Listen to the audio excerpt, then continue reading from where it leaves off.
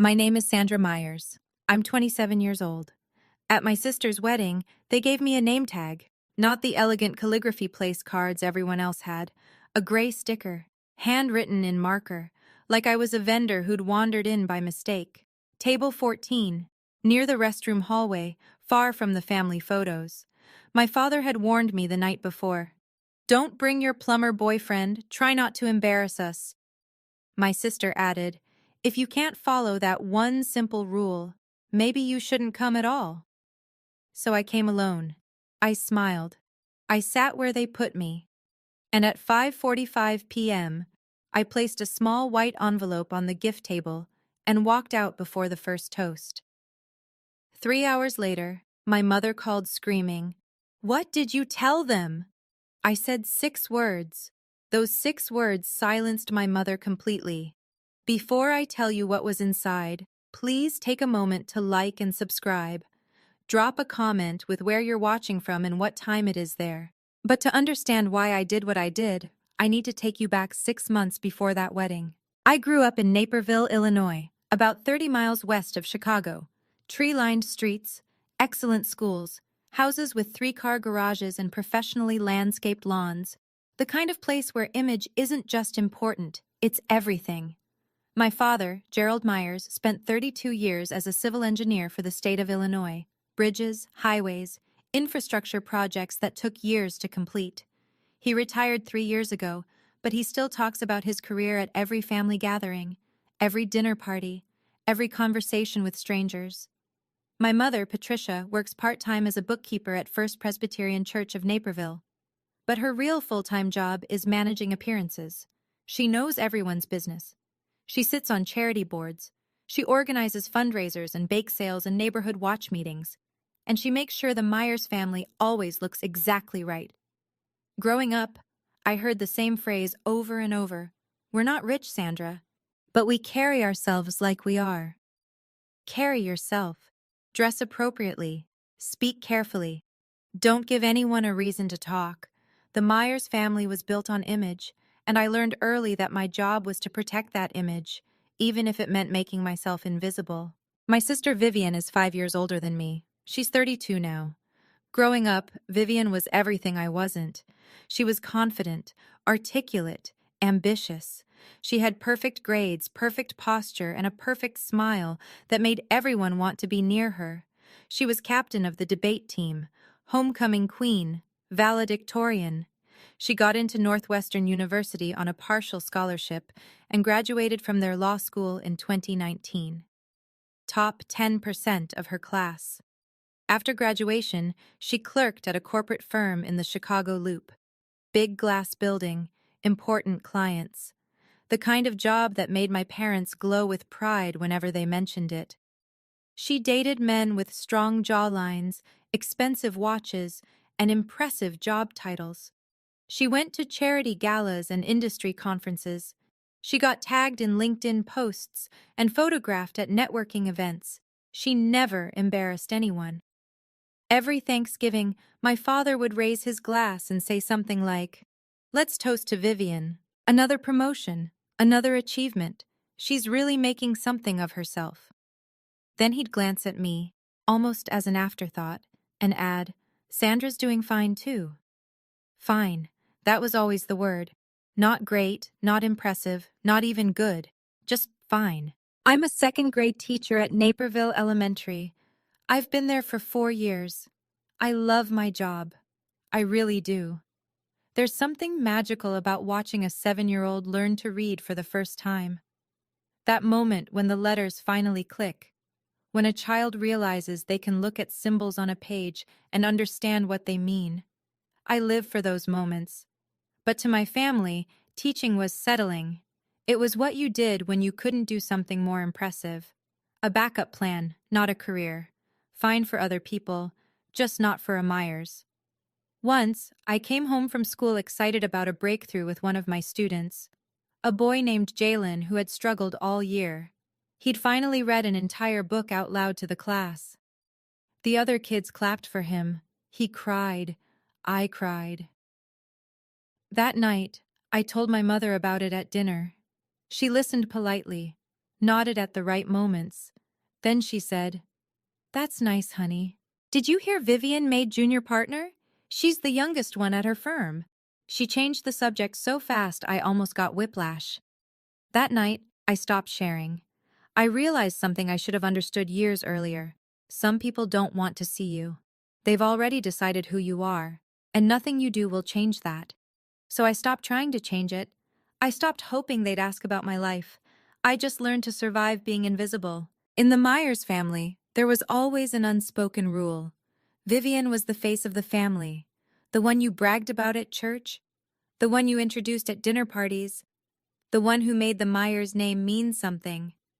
And me, I was the quiet one, which really meant the one who shouldn't talk too much, the one who shouldn't stand out, the one who should smile, nod, and stay in the background while Vivian took center stage. My father never said it directly. He didn't have to. When Vivian spoke at family dinners, he leaned forward and listened. When I spoke, he checked his phone. When Vivian announced something, a promotion, a new boyfriend, a vacation, he celebrated. When I announced something, he said, "That's nice," and changed the subject. Once, when I was 23, I asked him why he never seemed interested in my life. He looked genuinely confused. "What do you mean?" he said. "I'm interested. You're doing fine, Sandra. You don't need the attention." You're doing fine. You don't need the attention. That was the unspoken rule. Vivian got the spotlight. I got the silence. And for years, I accepted it. I stopped trying to be seen. I just learned to survive being invisible. Now, before I continue, I want to ask you something. What would you do if you discovered a secret that could destroy your sister's wedding? Would you tell her, even if no one in your family believed you? Or would you stay silent to keep the peace? Think about that. Drop a comment with your answer, because that's exactly the choice I had to make. I met Dean Kowalski 2 years ago, on a Tuesday night at 11 o'clock, when the pipe under my kitchen sink exploded, water everywhere, flooding the cabinets, soaking the floor. My landlord wasn't answering. I called 4 emergency plumbers. The first 3 were either closed or booked until morning. The 4th one said they could send someone in about an hour. Dean showed up in 40 minutes. He was tall and maybe 6'2", with tired eyes, calloused hands, and a tool bag that looked like it had seen 1,000 jobs. He didn't waste time on small talk. "Show me the sink," he said. For the next hour, I watched him work. No wasted motion, no unnecessary noise. He fixed the pipe, cleaned up the water, replaced the damaged section of cabinet lining, and wiped everything down. When he finished, he handed me the invoice. I pulled out my wallet and tried to give him a tip, a 20, which was all the cash I had. He shook his head. "I quoted you fairly," he said. "Taking more would mean I didn't." I stood there confused, still holding the $20 bill. Most people would have taken the money. Dean wasn't most people. That was the first time I met someone who meant exactly what he said. Dean Kowalski is 30 years old. He owns a small business called Kowalski Plumbing and Restoration, just him and 3 employees. But before he became a plumber, he had a different career. For 3 years, right out of community college, Dean worked as a construction fraud investigator for a major insurance company in downtown Chicago. His job was to analyze claims, inspect damaged properties, and figure out when something didn't add up. He learned to spot red flags, financial inconsistencies, hidden damages, contractor kickbacks, inflated invoices. He could walk into a building and know within minutes if someone was lying about what happened there. He was good at it, really good. But he hated the office politics, the endless meetings, the bureaucracy. So after 3 years, he quit. He went back to what he knew, plumbing. Bought a used van, got his master license, started his own business. "Best decision I ever made," he told me once. "I get to work with my hands. I solve real problems. And at the end of the day, I can see exactly what I accomplished." But the skills from his old career never went away. Dean still noticed things other people missed. He still read situations like documents. He still had an instinct for when something was wrong. He once said something I'll never forget. I fix pipes for a living, but most leaks in this world aren't in the walls. At the time, I thought it was just a clever line. I didn't understand how true it was, until 6 months before the wedding. The first time Dean met my family was Thanksgiving 2023. I was nervous. I'd never brought a boyfriend home before, not because I hadn't dated, but because I knew how my family operated. We arrived at my parents' house around noon. The table was set with my mother's best china. The house smelled like roasting turkey and cranberry sauce. Vivian was already there with her fiancé, Scott Brennan.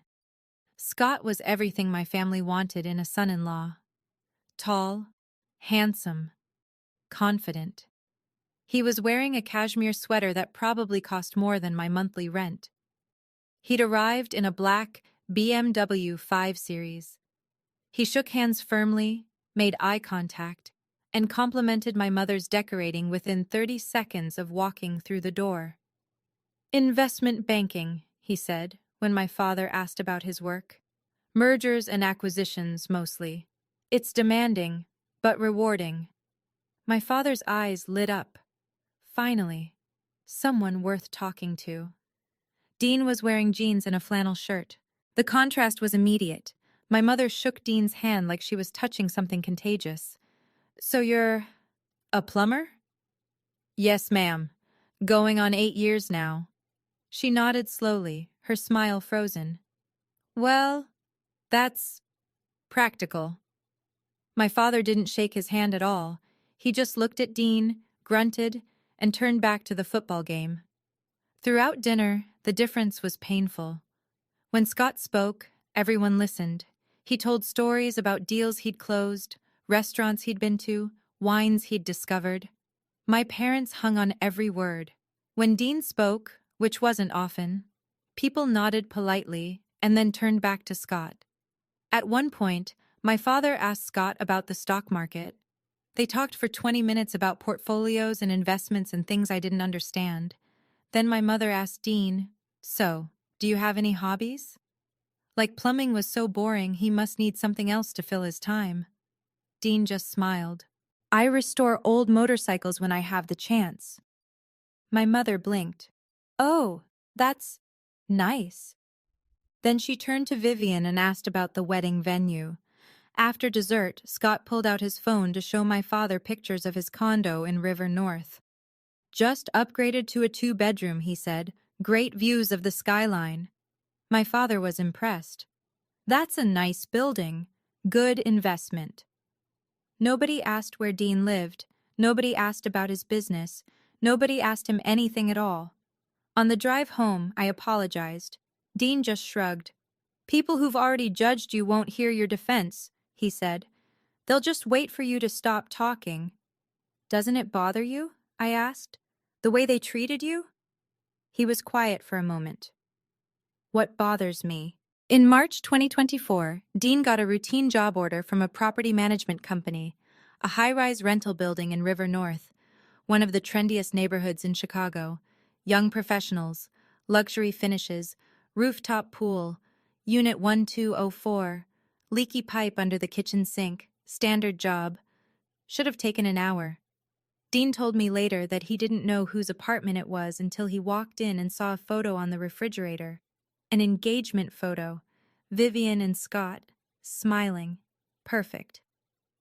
Dean said he stared at it for a moment, then thought, small world. He got to work.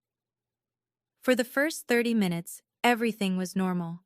Scott was in the living room, scrolling on his laptop, making occasional small talk. Then Scott's phone rang, and everything changed. While Dean was under the sink, replacing a corroded section of pipe, Scott stepped into the living room to take the call. But the condo was small, open floor plan, thin walls. There was no way not to hear. Scott's voice changed immediately. It went from casual to tense, from confident to desperate. "I told you, I'll pay it back. I just need more time." A pause. "No, you can't do that. I don't have it right now. I need until after the wedding." Another pause. Longer. Her family has money. Once we're married, I'll figure something out. She doesn't know. Nobody knows. Dean stopped working. He stayed completely still, barely breathing. The call went on for another 8 minutes. Scott paced back and forth, his voice rising and falling. When he finally hung up, he let out a long exhale. Then he grabbed his keys and said he needed to step out for coffee. He left Dean alone in the apartment. Dean needed Scott's signature on the invoice before he could leave. Company policy. So he waited. While he waited, he noticed something on the kitchen counter. A stack of papers, open, unguarded. Dean didn't touch them. He didn't have to. The top page was printed in bold red letters. Final notice. Collection pending. $127,000. Below that was an attorney's letter from a firm that specialized in debt recovery. The letterhead mentioned offshore betting platforms. Dean had seen documents like this before. During his fraud investigation days, he knew exactly what he was looking at. $127,000 in gambling debt. And Scott had no idea he'd just left his entire secret sitting out on the counter for a stranger to see. Because to Scott, Dean wasn't a threat. Dean was just the plumber. Scott came back 15 minutes later, coffee in hand. But when he saw Dean standing near the counter, not touching anything, just waiting, his face changed. He looked at the documents, then at Dean, then back at the documents. For 5 seconds, neither of them spoke. Then Scott laughed, the nervous kind. "Look, man," he said, "I know what this might look like. But it's not what you think. I've got a plan. I'm handling it." Dean kept his voice flat. "I'm just here for the signature." "Right, right." Scott grabbed a pen and signed the invoice quickly. Then he paused. He looked at Dean for a long moment, and he pulled out his wallet and handed Dean $200 in cash. "For your trouble," Scott said. "And, just between us, yeah? What you saw, it's under control. No reason to mention it to anyone." Dean looked at the money. Then he looked at Scott. "I'm just here to fix the pipe," Dean said. He took the invoice. He didn't take the tip. As he turned to leave, he noticed something at the bottom of the invoice. Scott had written a note in his own handwriting. "Please don't mention the call. I'll make it worth your while. SB." Dean kept that invoice. Dean didn't tell me right away. He drove home, sat in his truck for 20 minutes, and thought about what to do. Part of him wanted to believe it wasn't his business. Part of him thought maybe Scott really did have a plan. But the investigator in him couldn't let it go. That night, he opened his laptop and started digging. He searched Scott Brennan's name, and what he found made everything worse. First, Scott's LinkedIn profile. It didn't say investment banker like he always claimed. It said investment analyst at Midwest Capital Partners. Analyst, not banker. Big difference. Second, a public court record from 2023. Small claims case. Scott Brennan versus a private lender. Amount, $8,200. Judgment, against Scott. Third, a betting forum. A user with a handle matching Scott's email was asking for advice on how to chase losses and recover from a bad streak. The post was dated April 2024, 1 month after Dean's visit. Scott wasn't getting better, he was getting worse. Dean took screenshots of everything. Then he sat with it for 2 more days. Some nights he came home frustrated. "Maybe I'm wrong," he'd say.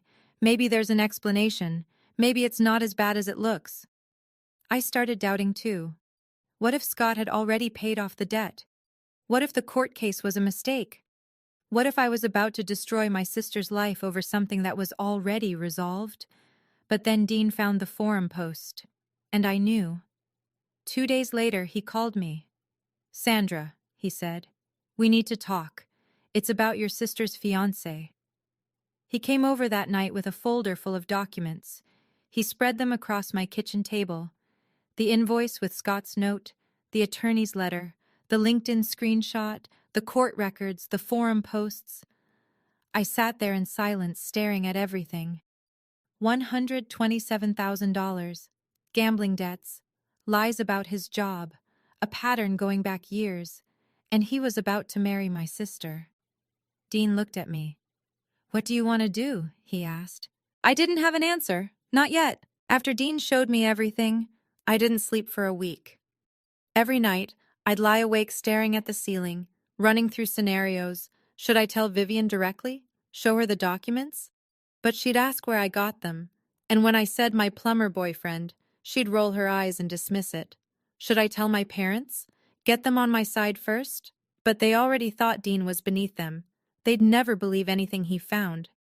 Finally, in April, I decided to try anyway. I went to my mother's house on a Saturday afternoon. She was doing a crossword puzzle at the kitchen table. "Mom," I said, "I need to talk to you about Scott." She looked up. "What about him?"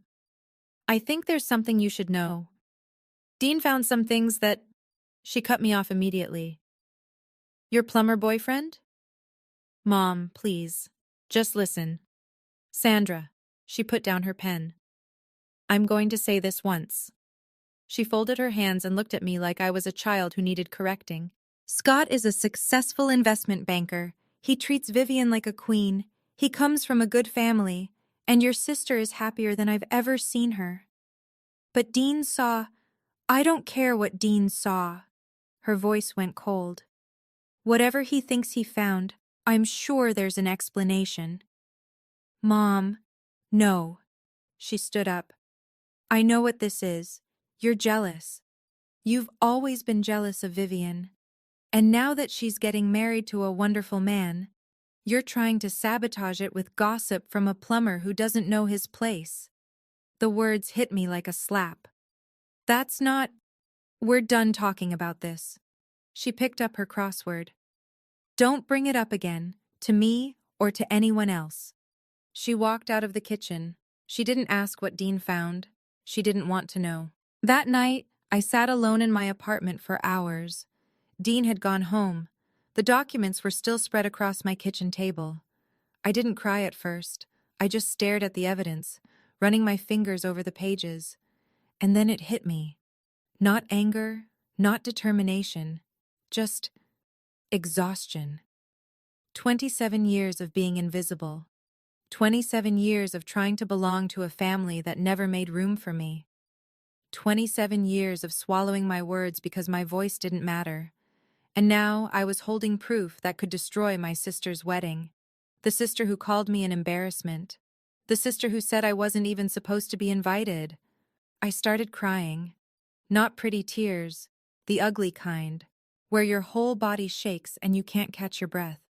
I thought about burning the documents, walking away, letting Vivian marry Scott and find out the truth on her own.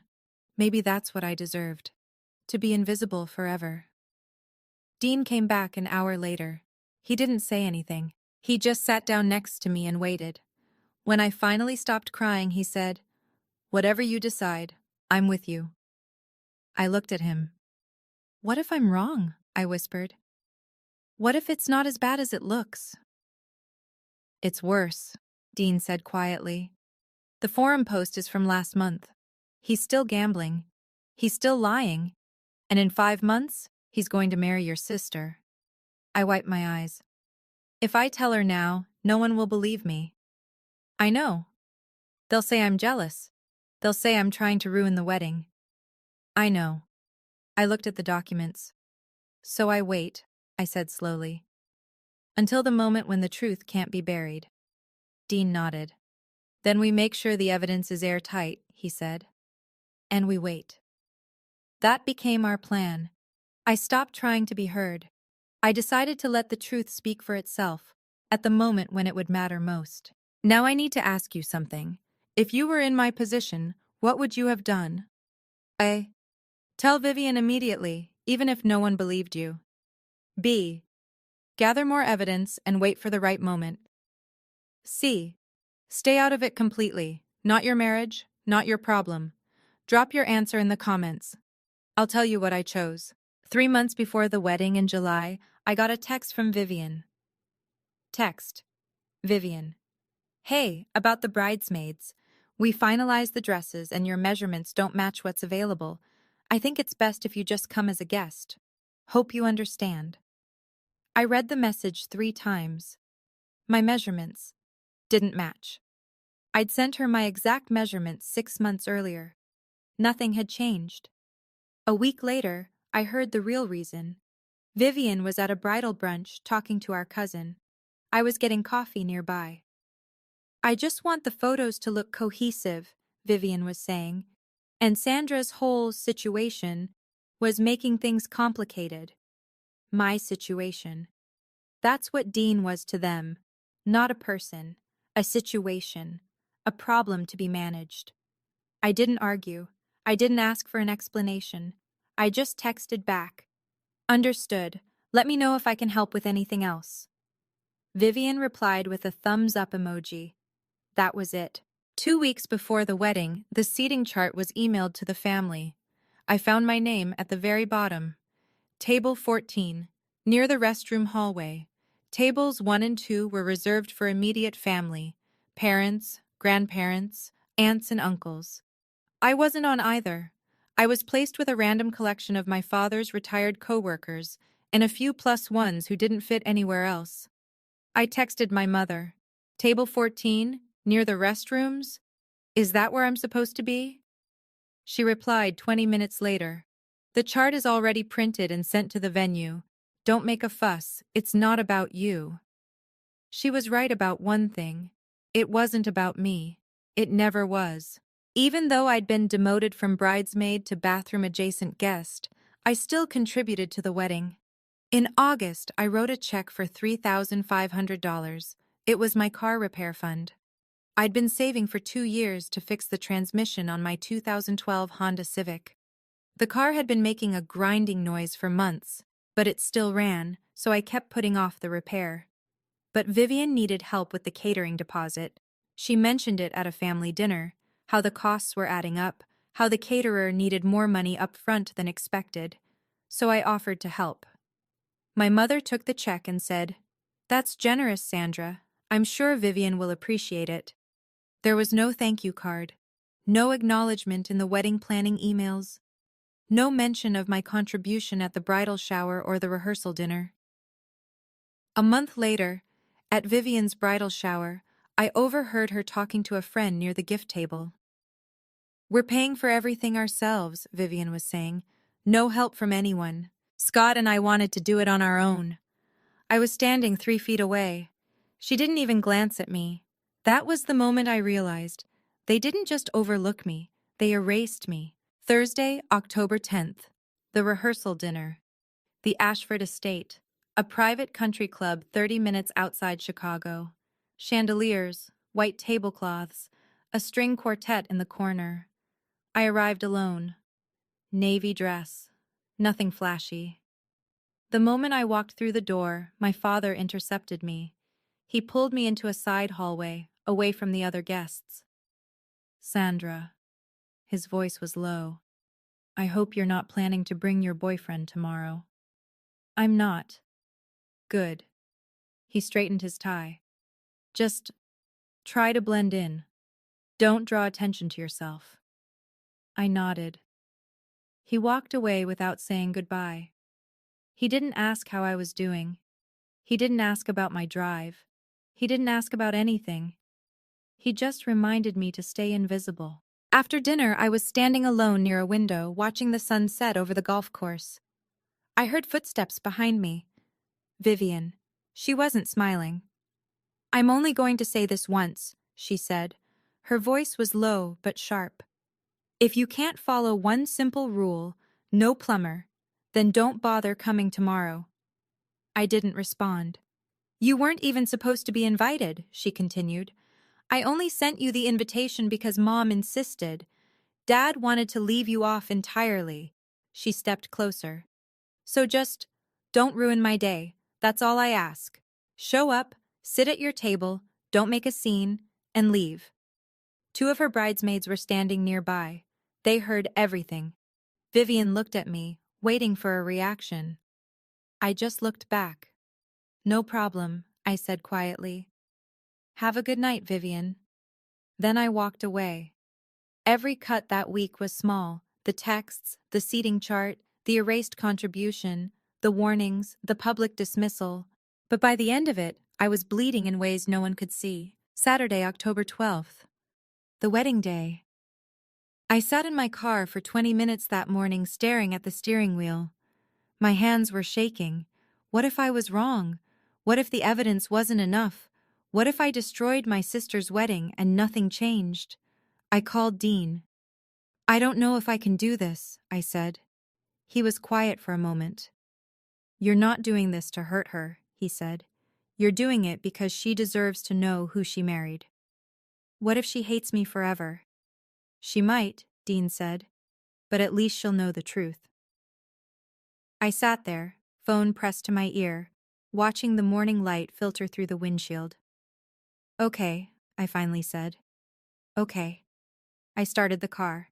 I arrived at the Ashford estate at 3:15 p.m., alone, black dress, nothing that would stand out.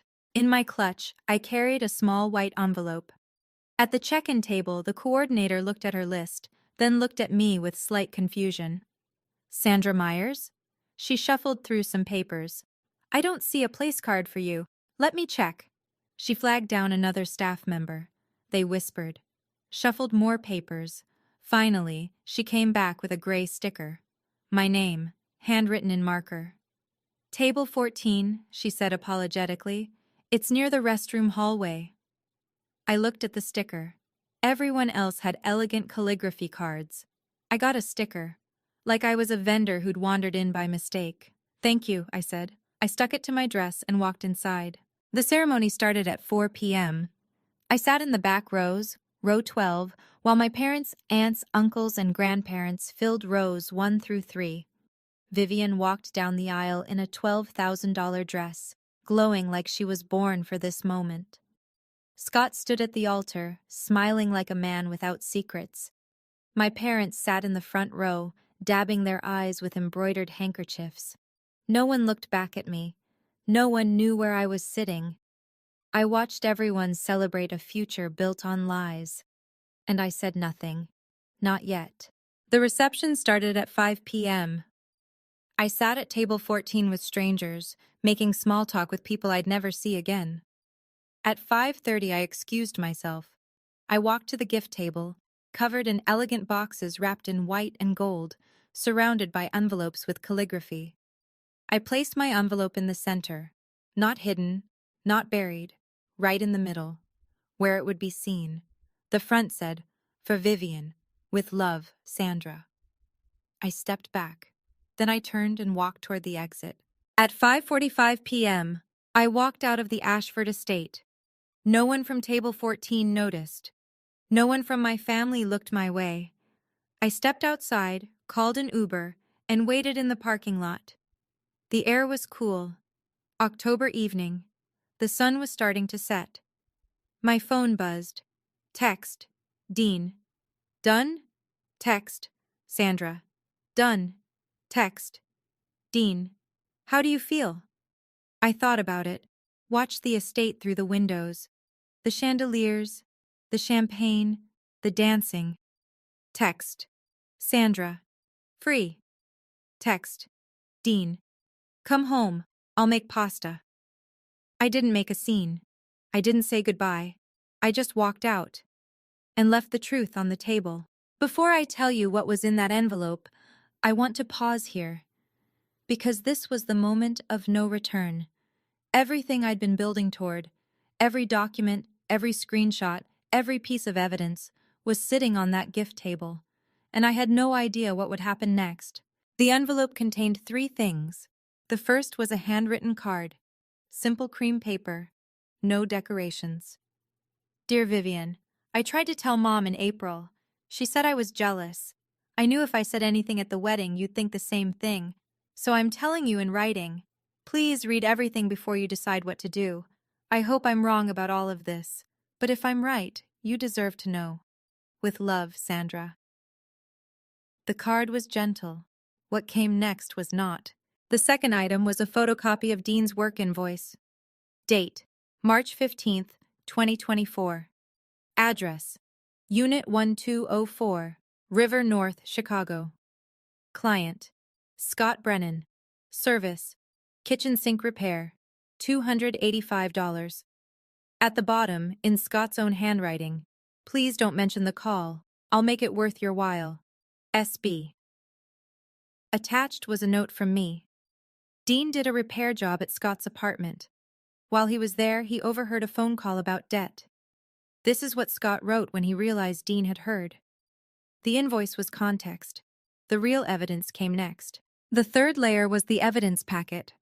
First, a photocopy of the attorney's letter from February 2024, addressed to Scott Brennan. Amount owed, $127,000. Source, offshore sports betting platform. Status, final notice before legal action. Second, a screenshot of Scott's LinkedIn profile. Job title, investment analyst at Midwest Capital Partners, not investment banker like he always claimed. Third, a public court record from 2023, Scott Brennan versus a private lender. Amount, $8,200. Judgment, against Scott. Fourth, a screenshot from a betting forum. A user with Scott's email handle, dated April 2024, asking for advice on how to chase losses. And finally, one last note. I didn't want to believe it either, but I couldn't let you walk into this marriage without knowing. What you do with this information is your choice. Sandra. I didn't accuse anyone. I didn't demand she cancel the wedding. I just gave her the truth. What she did with it was up to her. After dinner, Vivian went to the bridal suite to freshen up before the cake cutting. Her maid of honor, Megan, went with her. On the vanity, the coordinator had placed a few small gifts, including a white envelope marked "For Vivian," with love, Sandra. Megan told me later what happened. Vivian picked up the envelope with a curious expression. "Sandra?" she murmured. "What did she—" She opened the card, read it, read it again. Then she pulled out the other documents. Megan said Vivian's hands started shaking. The color drained from her face. She flipped through the pages faster and faster. Then she stopped. For a long moment, she just stared. Then she whispered, "No, no, no, no." Megan asked what was wrong. Vivian didn't answer. She just grabbed the documents and walked out. Vivian found Scott at the bar, laughing with his groomsmen. She tapped his shoulder. "We need to talk, now." The smile on Scott's face flickered when he saw her expression. She led him into the hallway behind the ballroom. Megan followed at a distance. Vivian held up the documents. "Is this real?" Scott looked at the papers. His face went through several expressions: confusion, fear, forced calm. "What are you— Is this real?" 5 seconds of silence. "Babe, I can explain." $127,000, Scott. Gambling. Is it real? Another pause. It's not as bad as it looks. I have a plan. I was going to tell you after the honeymoon." "After the honeymoon?" Vivian's voice cracked. "We got married 3 hours ago." "I know, but your family has money. We can work this out together." Vivian slapped him. The sound echoed down the hallway. "My family's money?" she whispered. "You married me for my family's money?" "No, that's not— Get away from me!" She turned and walked back toward the ballroom. Scott stood alone in the hallway, his cheek red, his world crumbling. The coordinator was called. "Family emergency, private room, now." Cake cutting was delayed. In a small conference room, the families gathered. Vivian spread the documents on the table. "Read them," she said. "All of you." 2 minutes of silence. Paper rustling. Pages turning.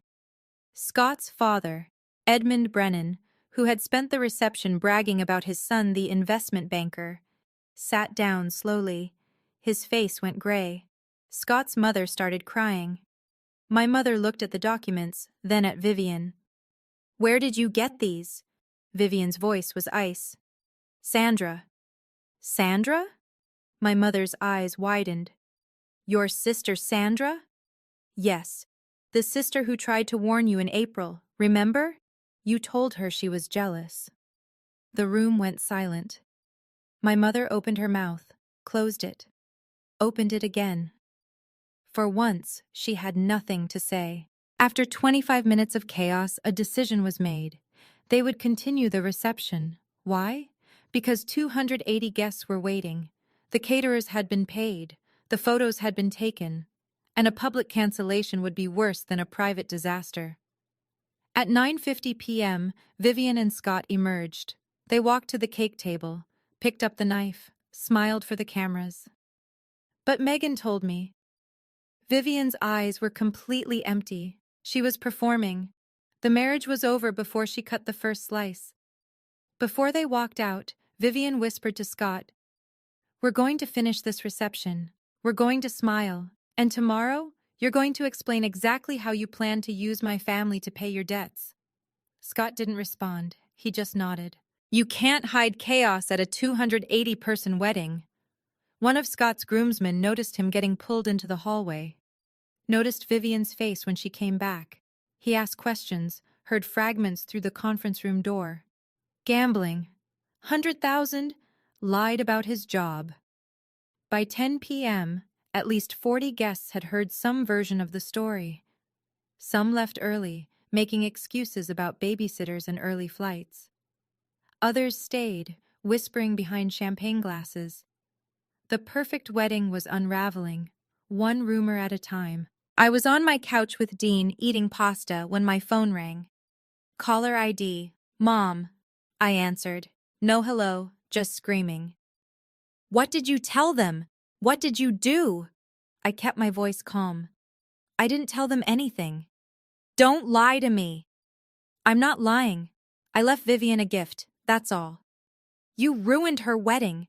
You humiliated our entire family. I took a breath. Then I said 6 words. I told you back in April.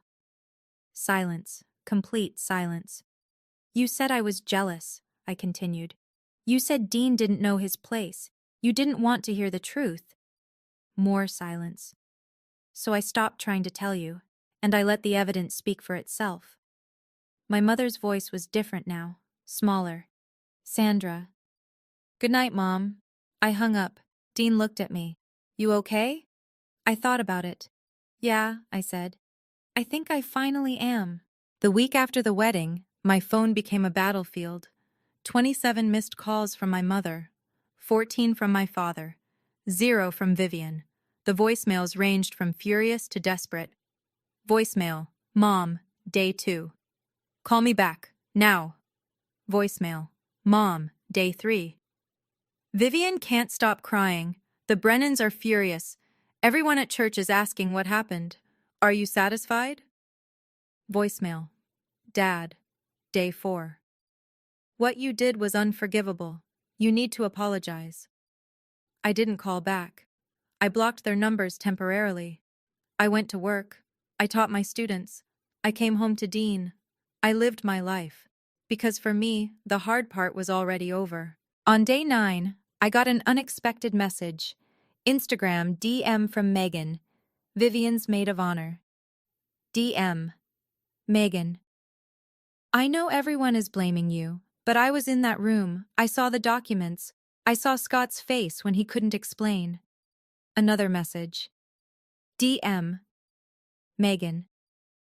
I told Vivian 6 months ago that something felt off about Scott. She said I was paranoid. She said I was jealous. Then, DM. Megan. You were the only one brave enough to prove it. Vivian isn't ready to hear that yet, but someday she will. Thank you. I stared at the message for a long time. Then I typed, Thank you for telling me. It means more than you know. Megan's words didn't fix anything, but they reminded me I wasn't crazy. 1 month after the wedding, I heard from my Aunt Deborah, the only family member still speaking to me. Vivian had decided to stay with Scott. She says he's getting help, Aunt Deborah told me, working with a financial advisor. She believes he can change. I was quiet. She also said she can't talk to you right now, Aunt Deborah continued. Seeing you reminds her of that night. I understand, I said. Do you want me to tell her anything? I thought about it. No. When she's ready, she knows where to find me. January 2025. Vivian filed for divorce. Scott hadn't changed. He'd gotten worse. In December, he relapsed, placed another $22,000 in bets, chasing the same losses he'd been chasing for years. Vivian found out on Christmas Eve when the credit card statement arrived. She moved out 3 days later. 2 weeks after filing, she called me. First time in 3 months. Sandra. Her voice was tired, hollow. Vivian? Long pause. You were right, she said finally. About everything. I should have listened. I didn't say I told you so. I said, I'm sorry it happened this way. Another pause. Can we talk? Sometime? I know I have no right to ask. I thought about everything. The years of being overlooked. Table 14. The bridesmaid cut. The words she'd said at the rehearsal dinner. Sometime, I said. But not today. I need time too. Okay. Her voice was small. I understand. We hung up. I didn't hate her. But I also didn't owe her forgiveness on her schedule. It's late February 2025 now. I'm sitting in my apartment, a new place, a little bigger, with windows that catch the afternoon light. Dean is in the kitchen making pasta. It's Friday. That's our tradition. My mother calls once a month now. The conversations are short, surface level. We don't talk about the wedding, we don't talk about Scott. My father hasn't called since October, but last week I got something in the mail. A card. From Vivian. Not a text. A real card. Inside, she'd written, I'm sorry for table 14. I'm sorry for the bridesmaid dress. I'm sorry for saying you weren't supposed to be invited. You deserved better than how I treated you. V. It wasn't forgiveness. Not yet. But it was something. I put the card on my refrigerator, next to a photo of me and Dean at my school's winter concert. My students had made me a banner that said Best Teacher Ever, in crooked, colorful letters. That's my life now. Small moments, real people, pasta on Fridays, pasta, and a card from a sister who's finally learning to see me. I don't know if Vivian will ever fully forgive me. I don't know if my parents will ever see me differently. But I know this. I am done waiting to be seen by people who refuse to look. I am done apologizing for telling the truth. I am done shrinking myself to fit into a family portrait that never had room for me. Dean walks into the living room with 2 plates of pasta. You okay? He asks. I look at him. This man they called an embarrassment. This man they banned from the wedding. This man who saw what no one else wanted to see. Yeah, I say. I'm okay. They told me not to bring my plumber boyfriend. They didn't know he was the only one who saw the truth. They didn't know I was the only one brave enough to tell it. I'm not the sister who ruined a wedding. I'm the sister who refused to let a lie become a marriage. Vivian is free now. She doesn't fully know it yet. But she will, and so am I. Some people spend their whole lives waiting to be seen by the people who raised them. I stopped waiting. I started living, and I've made my peace with that. If you're still here, thank you. This wasn't an easy story to tell, but I know I'm not the only one who's been through something like this. Maybe you're the quiet one in your family. Maybe you've been overlooked, erased, or told to stay in the background. Maybe you're holding a truth right now that no one wants to hear. If that's you, I see you. Drop a comment and tell me, have you ever had to choose between keeping the peace and telling the truth? What did you choose? I read every single comment. I'd love to hear your story. If this resonated with you, hit subscribe. I share stories like this every week.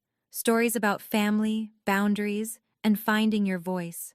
Thank you for listening. This was my story, but maybe, in some way, it's yours too.